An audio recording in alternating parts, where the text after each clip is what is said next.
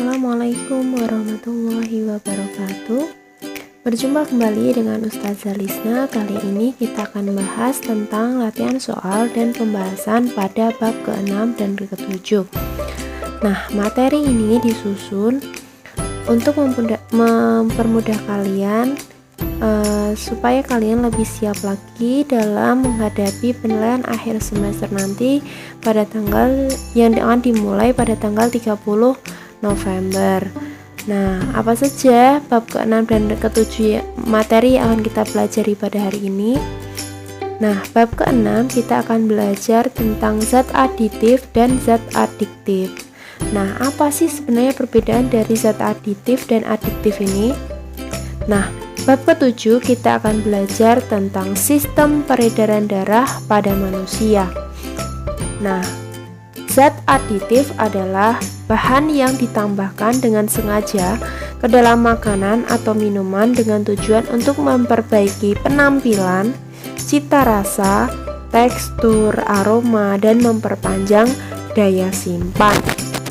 Nah, misalkan apa? Pewarna. Tujuannya apa? Misalkan untuk memperbaiki penampilan.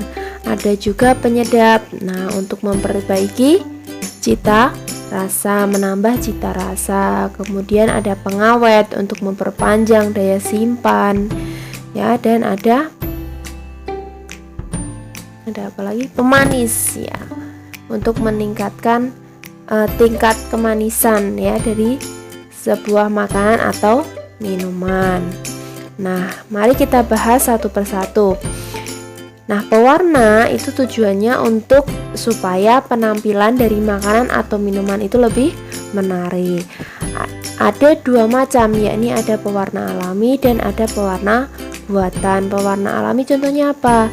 Daun suji memberi warna hijau, kunyit, wortel, kemudian ada cabai, ada buah naga, dan lain-lain. Nah, pewarna buatan, nah ini yang sudah disetujui oleh Badan POM, ya, seperti amaran, gelian, sunset yellow, karmoisin, tartrazin. Nah, walaupun zat-zat ini sudah disetujui oleh Badan POM, namun perlu dicermati lagi batas penggunaan dari pewarna buatan ini. Nah, seringkali pewarna buatan itu menggunakan pewarna tekstil yang sebenarnya pewarna ini tidak diperbolehkan digunakan untuk makanan atau minuman. Nah, untuk pewarna alami itu tidak memiliki dampak negatif apapun. Namun, pewarna buatan ini memiliki dampak negatif. Misalkan apa? Bersifat karsinogenik, dapat menyebabkan gangguan pada ginjal, melemahkan sistem kekebalan tubuh, dan bisa menyebabkan komplikasi. Yang kedua adalah pengawet, jadi untuk memperpanjang daya simpannya. Nah, ada pengawet alami dan juga ada pengawet buatan. Pengawet alami misalkan apa? Garam, ya, asam cuka. Nah, pewarna buatan apa? Pengawet buatan apa? Natrium propionat, natrium benzoat, asam tartat, dan asam sitrat. Nah, pengawet buatan ini, ya, berdampak negatif bagi tubuh jika digunakan berlebihan. Misalkan menyebabkan gangguan kesehatan, misalkan apa? Muntah, mual, nyeri pada bagian perut, iritasi lambung, asma, dan sesak nafas, ya. Nah, ada juga pengawet yang disalahgunakan, ya. Sebenarnya ini untuk pengawet mayat, namun biasanya digunakan untuk memperpanjang daya simpan supaya mie itu lebih awet, ya. Apa itu biasanya? Yakni formalin. Namun ini tidak boleh digunakan, ya. Nah, ada juga penyedap rasa. Jadi penyedap rasa itu adalah untuk menguatkan cita rasa. Ada penyedap alami, yakni ada bawang putih, rempah-rempah seperti jahe, lengkuas, daun salam, daun serai, cengkeh, ya, pala, ya. dan juga garam dapur. Nah, dan juga pewarna penyedap buatan yakni MSG atau micin.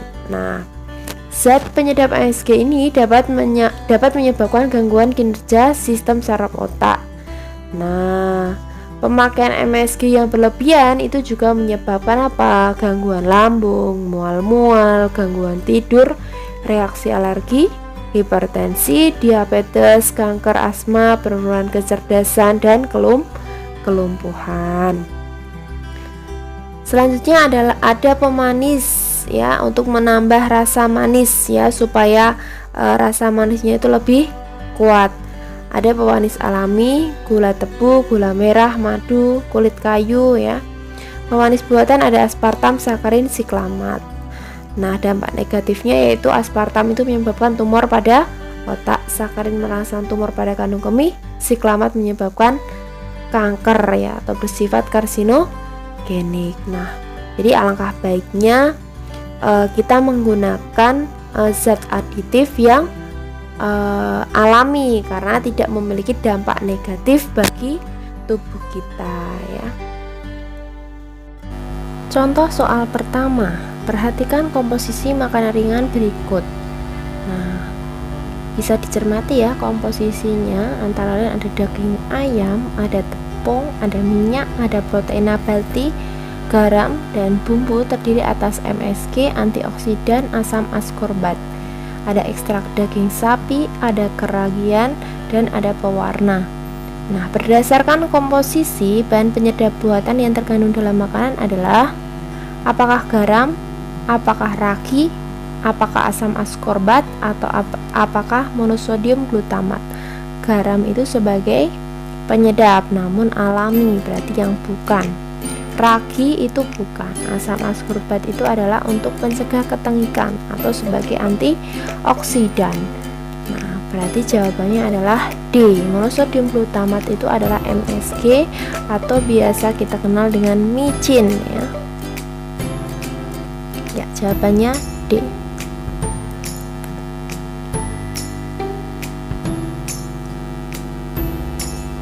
Jawaban adalah D ya. Nah, dari bahan-bahan di contoh soal yang kedua ya. Perhatikan bahan-bahan di bawah ini, ada daun suci, garam bleng ya, atau kemudian terasi, ada tinta cumi. Dari bahan-bahan di atas yang dapat digunakan sebagai zat aditif pada makanan adalah, nah, daun suci itu pewarna hijau ya. Garam bleng itu biasa digunakan untuk pengenyal ya. Terasi itu bukan ya, penyedap ini ya. Tinta cumi ya, itu adalah pewarna ya. Berarti yang benar adalah daun suci itu bukan, garam bleng untuk penyedap itu bukan, pengenyal ya. Terasi untuk pengawet bukan ya. Berarti jawabannya adalah yang D. Contoh soal ketiga, dampak penggunaan pemanis alami pada penderita diabetes mellitus adalah, nah, jadi diabetes mellitus itu adalah penyakit kelebihan kadar glukosa dalam darah. Karena apa? Karena menurunnya hormon insulin yang seharusnya itu untuk mengurangi kadar gula dalam darah, namun hormon insulin itu berkurang. Akibatnya glukosa di dalam darah itu meningkat. Nah, dampaknya ketika penderita diabetes mellitus ini mengonsumsi pemanis alami itu justru akan meningkatkan kadar gula dalam darah. Maka sebaiknya para penderita diabetes itu sebaiknya mengonsumsi pemanis yang buatan. Jadi pemanis buatan itu karena rendah kalori ya. Berarti jawabannya yang C. Nah, itu tadi, karena pemanis alami itu justru akan menyebabkan meningkatnya kadar gula dalam darah. Nah, apa itu zat adiktif? Zat adiktif itu adalah zat yang menimbulkan ketergantungan atau ingin menggunakan secara terus-menerus Jika dihentikan, itu dapat memberikan efek yang lelah luar biasa atau rasa sakit luar biasa. Contohnya alkohol, rokok, dan kopi karena mengandung kafein. Nah, apa sih? Nah, jadi pengaruh zat adiktif itu ada dua macam. Bisa berdampak secara fisik dan secara psikis. Nah, psikis itu pengaruh zat adiktif secara psikis itu misalkan apa? Gelisah, konsentrasi menurun, daya ingat lemah, mudah marah, kepribadian terganggu. Sedangkan pengaruh fisik itu bisa dilihat secara langsung, misalkan mata merah ya. Contoh soal yang keempat, gejala psikis orang yang menggunakan zat adiktif adalah mual, muntah, ya, konstipasi, ya, itu kan bisa dilihat gitu ya. Berarti ini adalah ciri fisik. Nah, menimbulkan semangat. Nah, ini berarti gejala psikis. Mulut kering, warna muka merah. Nah, ya, ini termasuk ciri fisik. Nah, timbul masalah pada kulit, hidung, dan mulut. Nah, itu merupakan ciri fisik. Berarti jawabannya yang B. Selanjutnya adalah sistem peredaran darah manusia. Kenapa sih harus ada sistem peredaran darah pada manusia? Nah, kita ingat bahwa kemarin kita sudah belajar tentang sistem pencernaan manusia. Nah, sistem pencernaan manusia itu fungsinya adalah merombak makanan sehingga makanan itu bisa diserap nutrisinya atau sari-sari makanannya. Nah, sari-sari makanan ini akan diedarkan oleh darah ya. Jadi, tugas dari sistem peredaran darah yang pertama adalah apa? Mengangkut sari-sari makanan dan O2 ke seluruh jaringan tubuh. Nah, kemudian yang kedua, untuk mengangkut zat sisa pembakaran oksidasi yaitu CO2 dari sel-sel tubuh menuju ke paru-paru ya. Kemudian mengangkut zat sisa metabolisme ke alat-alat ekskresi, ke alat-alat pengeluaran. Misalkan ginjal ya, kulit ya. Kemudian yang keempat, mengedarkan hormon ke organ tubuh tertentu. Nah, apa saja komponen sistem peredaran darah? Yang pertama ada jantung. Jantung itu fungsinya itu untuk memompa ya darah ke seluruh tubuh. Kemudian pembuluh darah itu tempat mengalirnya darah, dan darah itu terdiri atas dua komponen ya, yakni ada plasma darah atau cairan darah dan sel-sel darah. Nah, jantung tadi fungsinya untuk memompa darah ke seluruh tubuh. Nah, jantung itu memiliki 4 ruang. Ada bilik kiri, bilik kanan, ada serambi kanan dan serambi kiri. Bilik itu fungsinya untuk memompa ya. Bilik itu memompa ya. Sedangkan serambi itu fungsinya adalah menerima. Kiri itu paru-paru yang mengandung kaya oksigen, sedangkan bagian kanan itu mengandung CO2.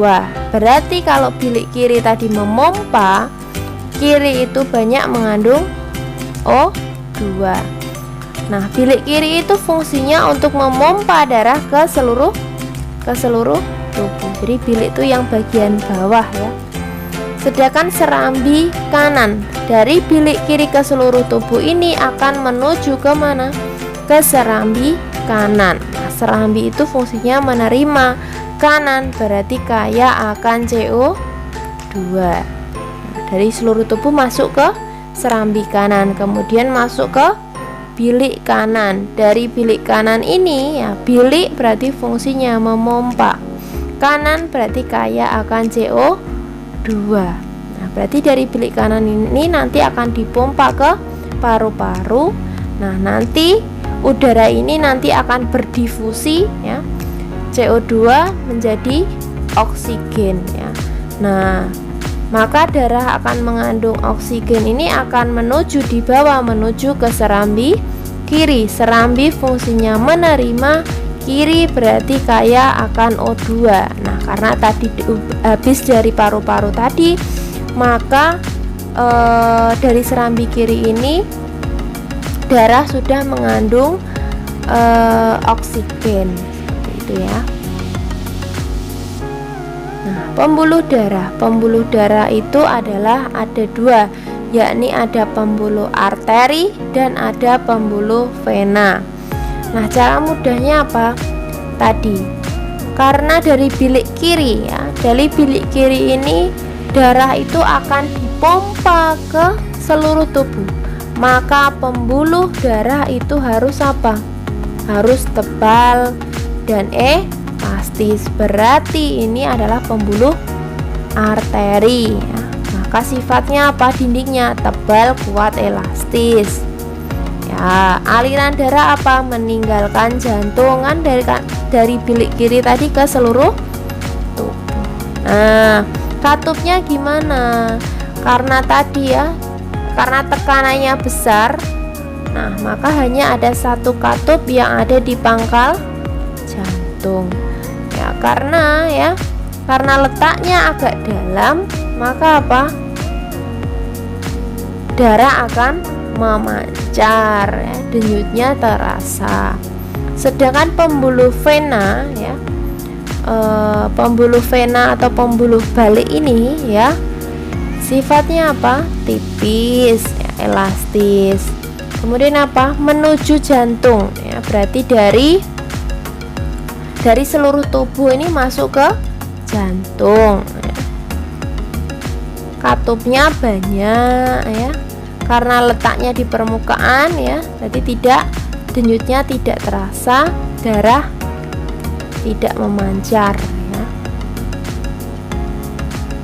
Darah itu terdiri atas dua komponen, yakni ada plasma darah dan ada sel-sel darah. Sel darah ada tiga, yakni ada sel darah merah, ada sel darah putih, dan keping-keping darah. Plasma darah itu berfungsi untuk mengedarkan sari-sari makanan dan sisa metabolisme. Sel darah merah atau eritrosit untuk mengangkut oksigen. Sel darah putih untuk melindungi tubuh dari infeksi dengan cara memakan kuman penyakit dan benda-benda asing di dalam tubuh. Dan yang terakhir ada keping-keping darah atau trombosit untuk pembekuan darah pada luka. Contoh soal kelima, tabel perbedaan pembuluh darah yang benar ditunjukkan oleh pembuluh nadi atau arteri mengalirkan darah keluar dari jantung. Ya betul, karena tadi ya, karena dindingnya tadi tebal ya, karena butuh tekanan yang besar karena darah itu akan dipompa ke seluruh tubuh ya. Ya betul. Pembuluh vena itu mengalirkan darah menuju ke jantung. Ya betul. Pembuluh arteri, jika terkena luka darah akan memancar. Ya betul. Pembuluh vena, jika terkena luka darah akan keluar memancar. Salah. Umumnya darah kaya akan CO2. Salah ya. Umumnya darah kaya akan oksigen. Salah, karena pembuluh balik ini biasanya dari seluruh tubuh. Mempunyai katup sepanjang pembuluh darah. Salah ya, karena tadi tekanannya besar, maka katupnya hanya satu di dekat jantung. Pembuluh vena tadi banyak ya katupnya ya tadi. Berarti salah. Berarti jawabannya A. Gangguan sistem peredaran darah. Yang pertama ada anemia. Anemia itu adalah kekurangan sel darah merah. Hipotensi itu adalah tekanan darah rendah. Hipertensi itu adalah tekanan darah tinggi. Hemofilia itu adalah darah sulit membeku. Contoh soal yang keenam, Pak Andi mempunyai tekanan darah 160 per 110 mmHg. Nah, jadi 160 itu adalah sistol, sedangkan 120 itu adalah diastol. Nah, nanti kita bahas ya, apa itu sistol, apa itu diastol. Sering mengalami sakit di kepala, mudah pusing, mudah lelah. Nah, berdasarkan gejala tersebut, Pak Andi didiagnosa mengalami, nah kita harus paham ini dulu. Tekanan darah normal manusia itu adalah 120 per 80, di mana 180 itu adalah tekanan sistol. Nah, tekanan sistol itu apa? Nah, jadi saat bilik itu berkontraksi atau saat darah itu meninggalkan jantung. Nah, saat bilik berkontraksi ya, itu namanya tekanan sistol. Sedangkan 80 itu adalah tekanan diastol. Tekanan diastol itu saat bilik berelaksasi, berarti saat darah masuk ke serambi. Nah, atau darah itu masuk ke jantung, itu namanya tekanan diastol. Berarti ketika kurang dari itu namanya hipotensi. Ketika lebih dari normal berarti hipertensi. Berarti kalau tekanan darahnya 160 per 110, maka dikatakan hiper atau tekanannya tinggi. Berarti jawabannya C. Anemia bukan ya tadi. Anemia itu kekurangan sel darah merah ya.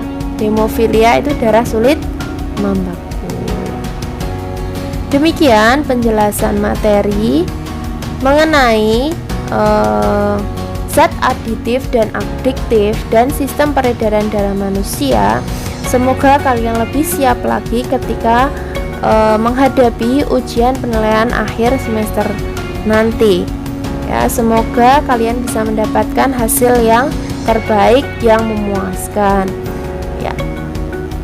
Ustazah akhiri. Wassalamualaikum warahmatullahi wabarakatuh.